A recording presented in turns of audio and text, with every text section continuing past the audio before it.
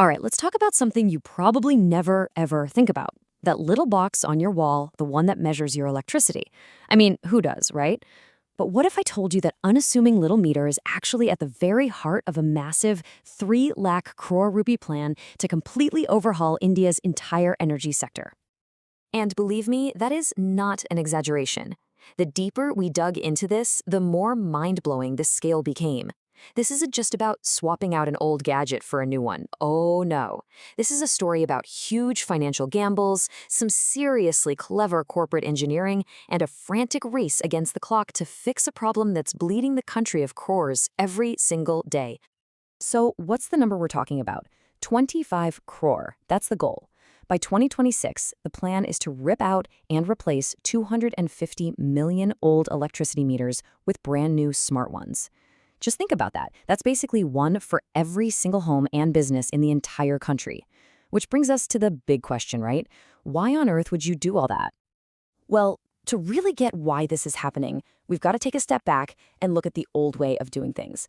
The answer is buried in the problems, the really big flaws with the tech that's been hanging on our walls for decades. And wow, when you put them side by side, the difference is just night and day. So on one hand, you have the old analog meters. You know the ones. They're just simple spinning dials that need a person to physically show up and read them every month. Plus, and this is a big one, they're notoriously easy to tamper with, which, you guessed it, leads to a ton of electricity theft. But then you have the new smart meters, and they are a total game changer.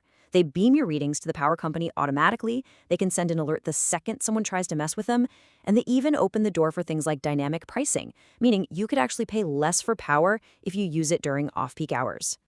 So when you add up all those problems, the theft, the inaccurate readings, the inefficiencies, you get this one really important term, AT&C losses. It's basically a fancy acronym that stands for Aggregate Technical and Commercial Losses. But what it really means is that a huge chunk of the electricity we generate just disappears. It's never paid for. It either leaks out of the power lines or, it gets stolen. And this chart, this really puts the scale of that problem into perspective.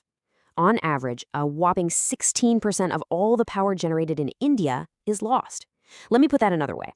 For every 100 rupees of electricity our power plants turn out, 16 rupees just evaporates, gone. And that's just the average. In some states, that number's over 30%.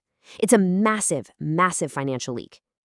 Now, this wasn't the first time India tried to do this. There were earlier attempts to roll out smart meters, but the whole strategy was kind of flawed. It relied on the state-owned power companies, we call them discoms, to do everything, and it just didn't work. By 2021, after years of trying, less than 1% of the country had a smart meter. So yeah, it was definitely time to go back to the drawing board. And that's exactly what happened. The new plan was called the RDSS, or the Revamped Distribution Sector Scheme. We're talking a massive program with an equally massive budget. And get this, half of that entire budget was set aside specifically to crack the smart meter problem once and for all. So what was so different this time? Well, the new model, called the TOTEX model, is all about one thing: shifting the risk. See, before, the state power companies, which were already drowning in debt, had to somehow find the cash to buy millions of meters up front. It was impossible. Under this new model, a private company, they call them an AMISP, comes in and handles everything: the buying, the installation, the operations for years. The state company just pays them a simple monthly fee per meter. And here's the really clever part. If the private company doesn't deliver, if the meters don't work and start saving money, their payment gets cut. Suddenly, all that financial risk is taken off the government's books and put squarely on the shoulders of the private sector. Okay, but that just creates a different problem, right? You've got these private companies who have to spend a fortune up front, and then they have to wait 8 or 10 years to get their money back from state utilities that aren't exactly famous for paying their bills on time. So how in the world do you convince anyone to sign up for that deal? Well, the answer is a little piece of financial magic. It's a tool called a special purpose vehicle, or an SPV. Now, I know that sounds super technical and complicated, but the idea is actually pretty simple. It's basically a way to create a financial safe box around a really risky project. Okay, let me break down how this works because it's pretty neat. Step 1, a company that makes the meters gets together with a big investor, like a private equity fund. Together, they create a brand new, tiny mini company just for one specific contract. That's the SPV. Step 2, This new mini company is the one that actually wins the government contract and gets the bank loans. Step 3, the SPV then buys all the meters it needs from the original manufacturer.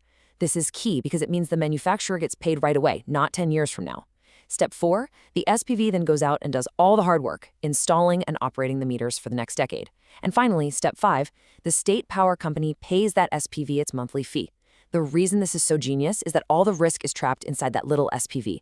If something goes wrong with that one project, it doesn't bring down the huge manufacturer or the big investor. It's all contained. So you've got this brilliant financial model. You've got the technology. Everything looks great on paper.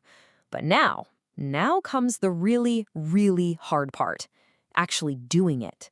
Getting these things installed on the ground in millions upon millions of homes and businesses all across India.